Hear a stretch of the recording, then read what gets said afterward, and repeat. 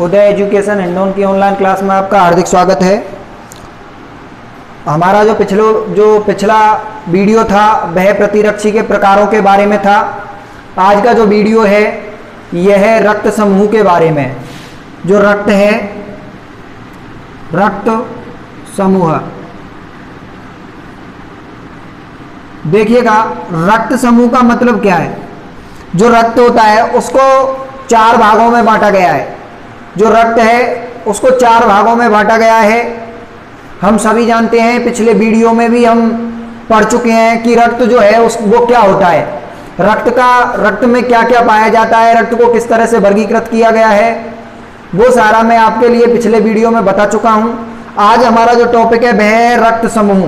तो सबसे पहली बात आती है हमारी कि जो रक्त समूह है इन रक्तों को किसके द्वारा बांटा गया। तो रक्त जो है उसका जो वर्गीकरण किया गया था वह वैज्ञानिक कार्ल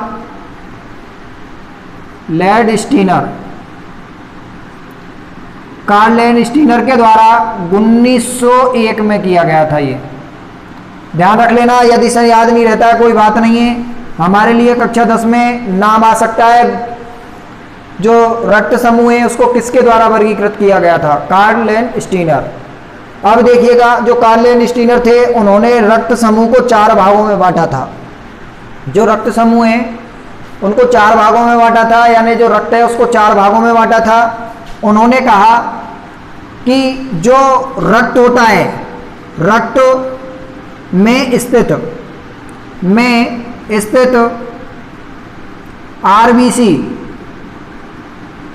आरबीसी का मतलब है लाल रक्त कोशिकाएं जो होती हैं, रेड ब्लड सेल पर स्थित प्रतिजन के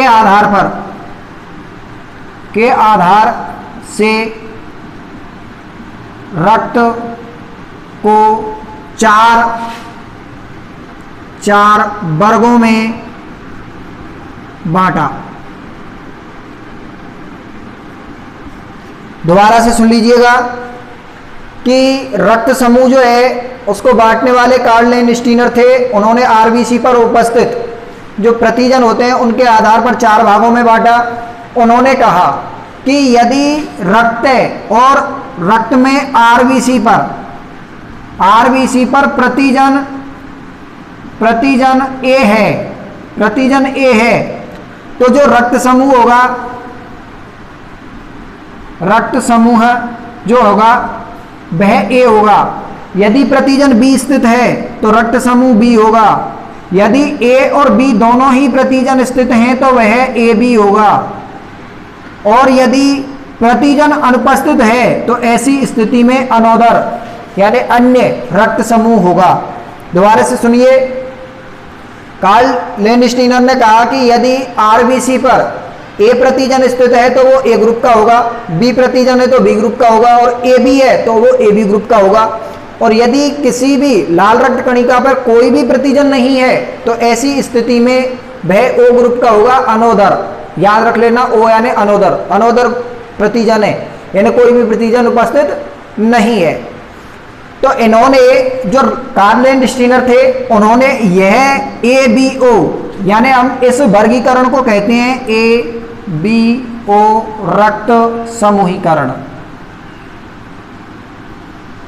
यानी हम ये कह सकते हैं कार्ल लैंडस्टीनर के द्वारा रक्त को एबीओ समूहीकृत में वर्गीकृत किया गया था, उस पर स्थित उसकी लाल रक्त कणिका पर उपस्थित प्रतिजन के आधार पर।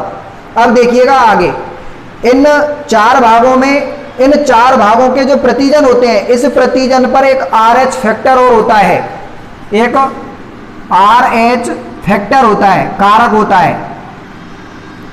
RH जो कारक है उसकी सबसे पहले खोज जो की गई थी मकाका रीसस नामक बंदर में की गई थी। अब देखिएगा आगे, RH फैक्टर की खोज की गई थी। और जो RH फैक्टर है, यदि किसी रक्त समूह में यदि किसी रक्त समूह की लाल रक्त जो कोशिकाएं हैं, लाल रक्त कणिकाएं हैं, यदि उन पर ए प्रतिजन स्थित है और साथ में RH फैक्टर भी उस पर उपस्थित है तो वह A प्लस ग्रुप होगा। यदि बी है और RH फैक्टर उपस्थित है तो वो B प्लस होगा, और AB है तो वो AB प्लस होगा, और यदि O है तो वो O प्लस होगा। और यदि नहीं है, RH फैक्टर नहीं है, तो ऐसी सिचुएशन में A negative, B negative, AB negative और O नेगेटिव इस प्रकार से होंगे। ये हमारा जो रक्त समूह है, इस तरह से जो रक्त है वो 8 भागों में बट गया। जो रक्त है उसमें 8 भागों में बट गया है। मैं दोबारा से आपको बता रहा हूं, पूरे 8 के 8 जो रक्त हैं, जो ग्रुप हैं, रक्त के 8 जो ग्रुप हैं, उनमें सभी में प्रतिजन एवं उनकी जीन संरचना, उनके बारे में बताने जा रहा हूं। तो देखिएगा,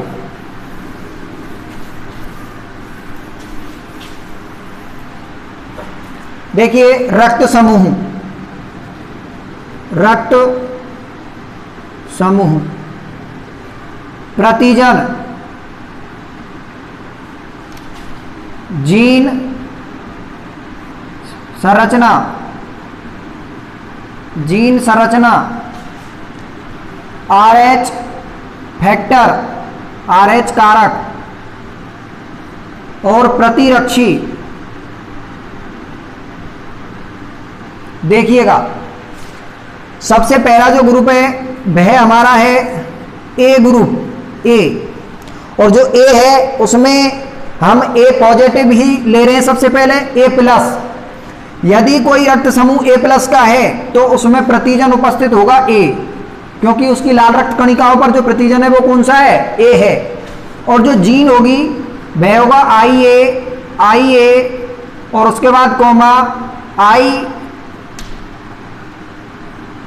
ये इसके बाद जो कॉमा लगेगा और I A and small I.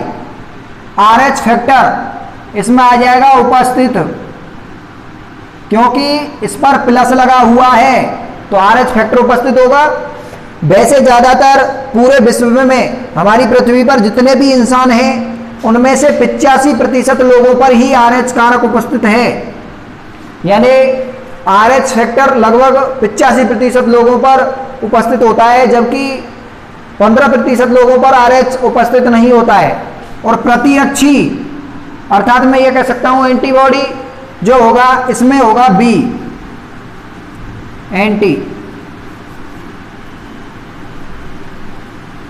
B, तो जो प्रतिरक्षी होगा वो उसमें B होगा। अब देखिए आगे, इसी प्रकार से दूसरा रक्त समूह है। दूसरे रक्त समूह में ध्यान से देखना है हमें, यह है ए नेगेटिव, प्रतिजन ए उपस्थित, यही होगा। जीन संकल्पना जो होगी वो यह की त्यों ही होगी, जो जीन संरचना है वो, और RH कारक होगा वो अनुपस्थित, और एंटीबॉडी जो होगी वह B होगी।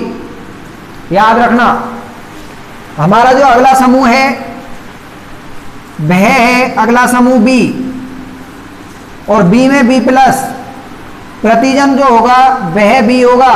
देखिएगा, फिर बता देता हूं, यदि रक्त समूह B है तो प्रतिजन भी B ही है, और जीन सेल का जो जीन संरचना है I B comma IB small I, और जो RH फैक्टर है प्लस है, इसलिए हम यह कहेंगे कि इसमें उपस्थित है। और जो प्रतिरक्षी होगा वो A होगा, जो प्रतिरक्षी होगा वह क्या होगा, A होगा। इसके बाद चौथा B नेगेटिव, यदि किसी रक्त समूह B नेगेटिव है तो उसमें प्रतिजन B होगा।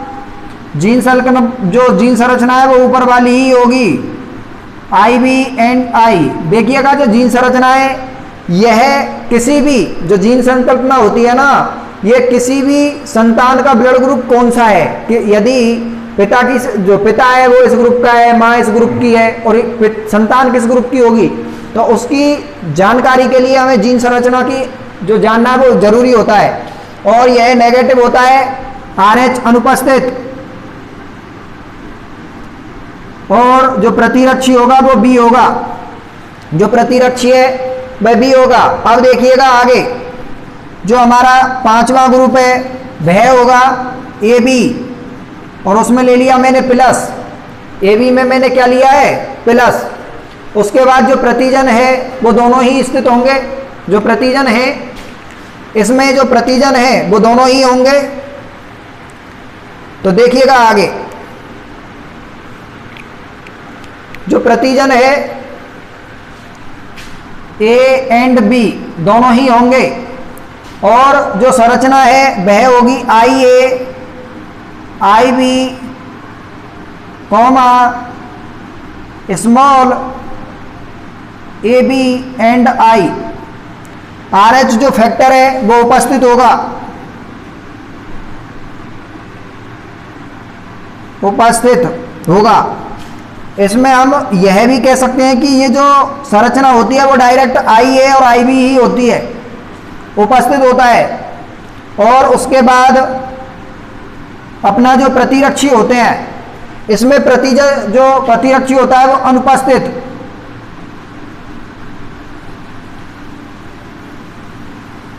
ध्यान रखना जो ए बी अपना पॉजिटिव है इसमें ए बी प्रतिजन हो गया, और जब ए बी प्रतिजन हो गया तो उसमें जो प्रतिरक्षी होगा वो अनुपस्थित होगा, और जो आर एच कारक है वो उपस्थित होगा। छठवां ए बी नेगेटिव, ए और बी प्रतिजन होगा, संकल्पना यही होगी बिल्कुल जीन की, और जो आर एच है वह अनुपस्थित होगा, अनुपस्थित होगा, और जो प्रतिरक्षी है वह भी अनुपस्थित होगा।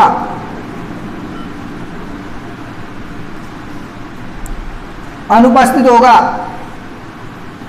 अब देखिएगा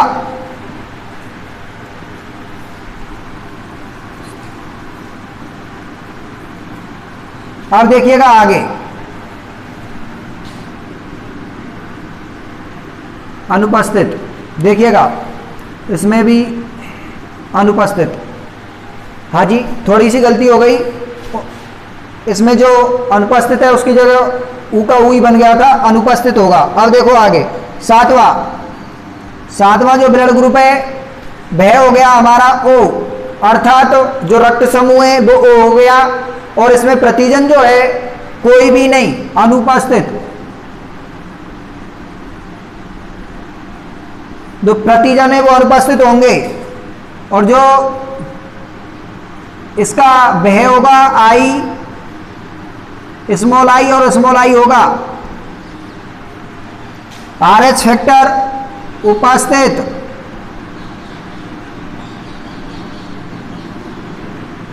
आर एच फैक्टर उपस्थित होगा, और प्रतिरक्षी ए और बी दोनों होंगे, प्रतिरक्षी ए और बी दोनों होंगे। आठवें समूह में ओ नेगेटिव, प्रतिजन अनुपस्थित, प्रतिजन नहीं होंगे, समूह आई और आई, और जो आर एच कारक होगा वह भी अनुपस्थित, और प्रतिजन ए और बी दोनों ही होंगे।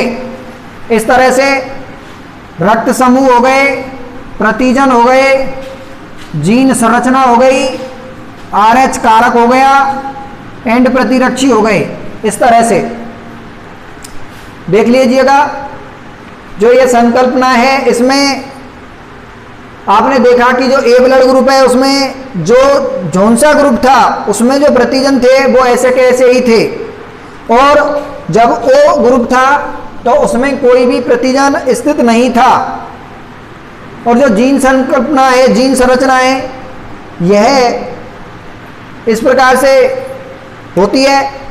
और आर एच कारक जो प्लस होते हैं, जो पॉजिटिव होता है, जो आर एच कारक होते हैं, यदि मैं ये कहूँ कि जो आर एच कारक हैं उसमें पॉजिटिव है, ओ प्लस है, तो उसमें जो आर एच कारक होंगे वह स्थित ही होंगे, और यदि नेगेटिव है ब्लड ग्रुप तो उसमें आर एच कारक अनुपस्थित होगा। इस तरह से हमारा जो समूह है वो कंप्लीट होता है।